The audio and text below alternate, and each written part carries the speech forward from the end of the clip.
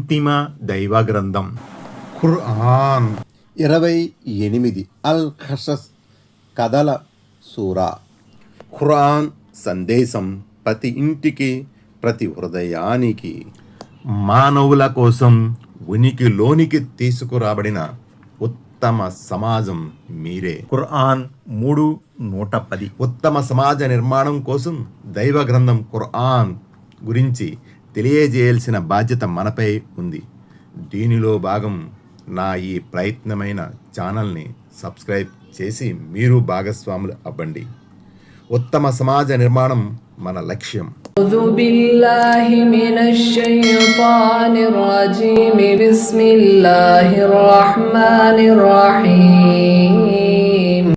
ఇరవై 28 అల్ ఖసస్ కథలు సూరా. పరిచయం. ఈ సూరా మక్కా కాలానికి చెందినది. ఇందులో 88 ఆయతులు ఉన్నాయి. ఏక దైవారాధన, ప్రవక్తల పరంపర, మరణించిన తర్వాత మళ్ళీ లేపబడడం, శిక్షా బహుమానాలు వంటి మౌలిక ధార్మిక విశ్వాసాలను ఈ సూరా నొక్కి చెప్పింది. మూసా అలైహిస్సలాం కథకు సంబంధించిన వివరాలు ప్రస్తావించినందువల్ల ఈ సూరాకు ఈ పేరు వచ్చింది. 20వ సూరాలో కన్నా ఎక్కువగా ఇందులో వివరంగా మూసా అలైహిస్సలాం గురించిన ప్రస్తావన ఉంది. ఈ వివరాలు విశ్వాసులకు అవిశ్వాసులకు మధ్య, సత్యానికి అసత్యానికి మధ్య ఘర్షణను గురించి తెలుపుతున్నాయి. ఫిరౌన్పై మూసా అలైహిస్సలాం సాధించిన విజయం గురించిన వివరాలు ఇందులో ఉన్నాయి.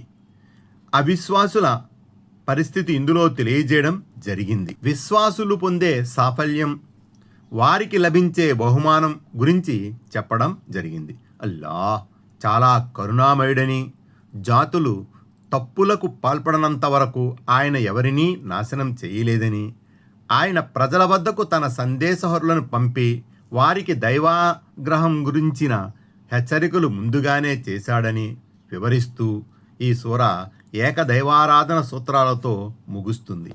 సూరతుల్ ఖసస్ 28 అల్ ఖసస్ సూరా. అవతరణ మక్కా. ఆయతులు 28. అపార కరుణామయుడు, పరమ కృపాశీలుడైన అల్లాహ్ పేరుతో. ఆయత్ నంబర్ 1-2.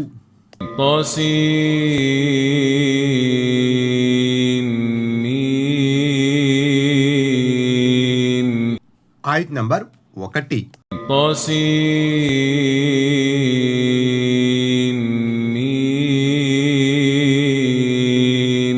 తిల్క ఆయాతుల్ కితాబిల్ ముబీన్. ఆయత్ నంబర్ 2. ఇవి తేట తెల్లమైన గ్రంథానికి చెందిన ఆయతులు. ఆయత్ నంబర్ 3. نتلو عليك من نبأ موسى وفرعون بالحق لقوم يؤمنون. ఆయత్ నంబర్ 3. విశ్వసించిన జనుల కోసం మేము నీకు మూసా, ఫిరౌన్ల వృత్తాంతంలోని కొంత భాగాన్ని ఉన్నదున్నట్లుగా వినిపిస్తున్నాము. వ్యాఖ్యానం. 1. ముహమ్మద్ సల్లల్లాహు అలైహిస్సలాం దేవుని ప్రవక్త అని, సత్యవంతుడైన ప్రవక్త అని కూడా చెప్పడానికి ఈ వృత్తాంతమే తార్కాణం.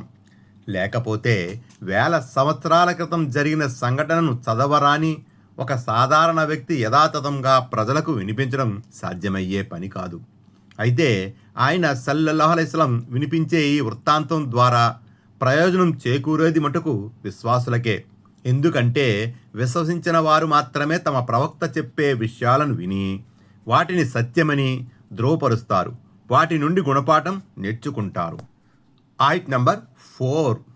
إن فرعون علا في الأرض وجعل أهلها شيعا يستضعف طائفة منهم يذبح أبناءهم ويستحيي نساءهم إنه كان من المفسدين. ఆయత్ నంబర్ 4. నిజంగానే ఫిరౌన్ భూమిలో ఈజిప్టు రాజ్యంలో చెలరేగిపోయాడు.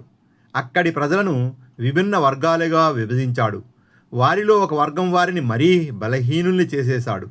వారి మగపిల్లలను చంపేసి వారి ఆడపిల్లని మాత్రం బ్రతకనిచ్చేవాడు. నిశ్చయముగా వాడు కల్లోలాన్ని రేకెత్తించిన వారి కోవకు చెందినవాడు. వ్యాఖ్యానం 2. వాడి దారుణాలకు దురాగతాలకు అంతు లేకుండా పోయింది. అధికార మదాంధుడై తన ప్రజలకు తనే దేవుణ్ణి అని ప్రకటించుకున్నాడు ఫిరౌన్. వ్యాఖ్యానం 3. సమాజాన్ని వర్గాలుగా తెగలుగా చీల్చి ఒక్కో వర్గానికి ఒక్కో బాధ్యతను అప్పగించాడు. కొన్ని వర్గాలను పీల్చి పిప్పి చేశాడు.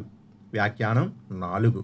తరతరాలుగా ఫిరౌన్ చక్రవర్తుల చేత అణచివేతకు గురవుతూ వచ్చిన ఈ వర్గం పేరు బనీ ఇస్రాయిల్. ఇది ఆ కాలం నాటి గొప్ప జాతులలో ఒక జాతి అయినప్పటికీ నిరంతరం అనువంశిక చక్రవర్తుల అణచివేత చర్యల మూలంగా అణగారిపోయింది. వారు ఫిరౌన్ చక్రవర్తికి బానిసలుగా ఉండవలసి వచ్చింది. వ్యాఖ్యానం 5.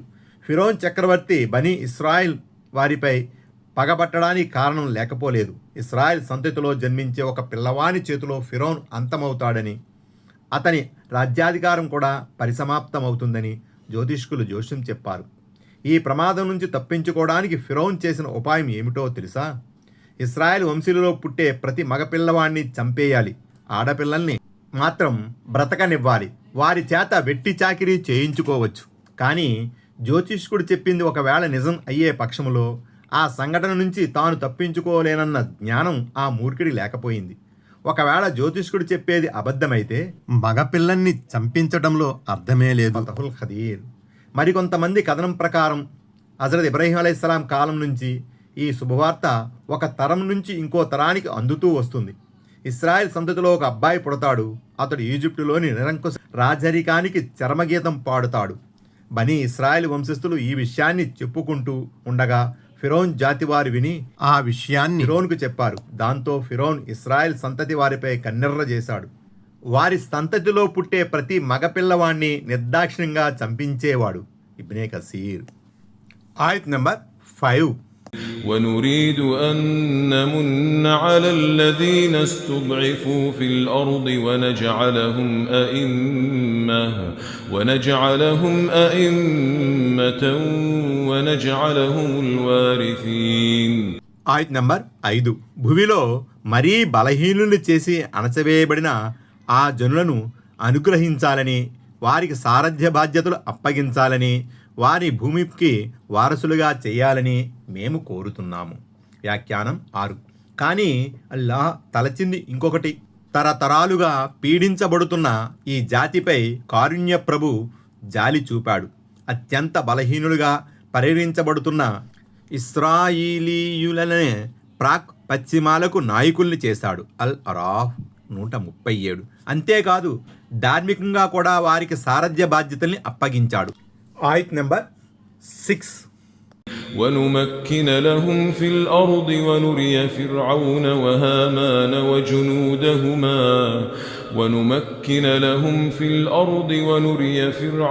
وهامان وجنودهما منهم ما كانوا يحذرون.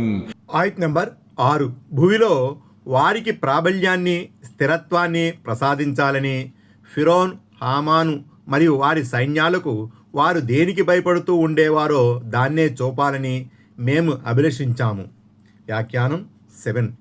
దేశం లేక భూమి అంటే సిరియా ప్రాంతమని భావం. వారు కనానీయుల భూభాగానికి వారసులయ్యారు. ఎందుకంటే ఈజిప్టు నుంచి వెళ్ళిన తరువాత ఇస్రాయేల్ సంతతి వారు ఈజిప్టుకు తిరిగి రాలేదు. నిజము దేవుడెరుగు. వ్యాఖ్యానం 8. ఇస్రాయేల్ సంతతికి చెందిన ఒకానొక వ్యక్తి చేతిలో ఫిరౌన్, అతని సైన్యం అంతమవుతుందని వారు తరచూ భయపడుతూనే ఉండేవారు. చివరకు అనుకున్నంత పని అయ్యింది. వారు ఏ కీడును శంకిస్తూ ఉండేవారో దాన్ని అల్లాహ్ అక్షర సత్యం చేసి చూపాడు. ఆయత్ నంబర్ 7.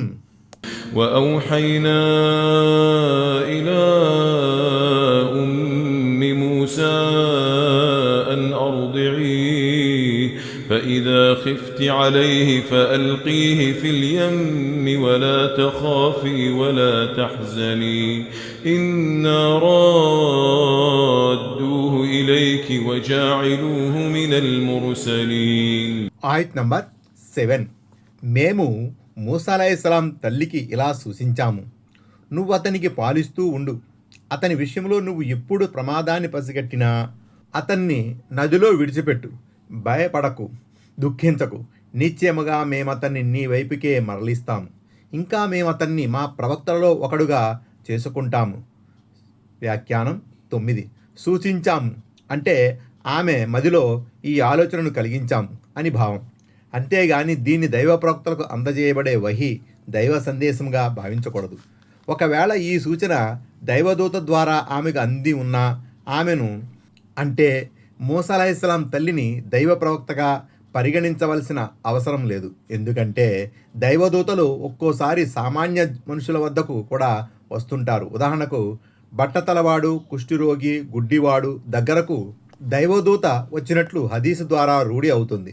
ముత్తఫకున్ అలై, బుఖారీ కితాబ్ అహాదీసిల్ అంబియా. వ్యాఖ్యానం 10. అంటే నీ అబ్బాయి నదిలో మునిగిపోతాడనో కనబడకుండా పోతాడనో భయపడకు. వ్యాఖ్యానం 11. అంటే నీ అబ్బాయిని సురక్షితంగా నీ వద్దకు చేరుస్తాం. ఆ రోజుల్లో సంభవించిన కొన్ని పరిణామాలను గురించి ఈ విధంగా చెప్పడం జరిగింది. ఇశ్రాయేల్ సంతతికి చెందిన మగపిల్లని వరుసబెట్టి చంపుతూ పోతే ఈ జాతి అంతరించుకుపోతుందేమోనని ఫిరౌన్ సలహాదారులు తమ చక్రవర్తి ముందు ఆందోళన చెందారు. ఒకవేళ అదే గనక జరిగితే వెట్టి చాకిరీ చేయించుకోవడానికి మనుషులు దొరకరు. అందుచేత సలహా మండలి ప్రతిపాదన మేరకు కొంతకాలం గడిచాక ఫిరౌన్ తన ఆర్డినెన్స్లో కొంత సడలింపును పాటించాడు. అదేమిటంటే 1 సంవత్సరం కాలం పాటు ఈ శిశు హత్యాకాండను ఆపి మరో సంవత్సరంలో ఉత్తర్వును ఖచ్చితంగా అమలు జరిపించేవాడు. ఈ విధంగా శిశు హత్యాకాండ జరగని సంవత్సరమే మూసా అన్నయ్య హారూన్ పుట్టారు. అయితే మూసా అలైహిస్సలాం మాత్రం హత్యలు జరిగే సంవత్సరంలోనే పుట్టారు. కానీ అల్లాహ్ ఆయన్ని రక్షించడానికి కట్టుదిట్టమైన ఏర్పాట్లు చేశాడు. వాటిలో ఒకటేమిటంటే ఫిరౌన్ తరపున నియుక్తులైన మంత్రసానుల దృష్టికి రాకుండా ఉండడానికి మూసా తల్లి గర్భవతి అయినట్లే కనబడకుండా చేశాడు. అందువల్ల ఆమె గుట్టు చప్పుడు కాకుండా మగబిడ్డను ప్రసవించింది. కానీ ఏ క్షణంలోనైనా ఆ విషయం పరిపాలకుల దృష్టికి రావచ్చన్న భయం ఉండేది. ఆ సమస్యకు పరిష్కారం కూడా అల్లాహ్ సూచించాడు. దాని ప్రకారం ఆమె ఆ బాలుని ఒక పేటికలో పెట్టి నైలు నదిలో వదిలిపెట్టింది. Ibn Kathir. Thanks for watching. Don't forget to like, comment and share. Please subscribe. Touch bell.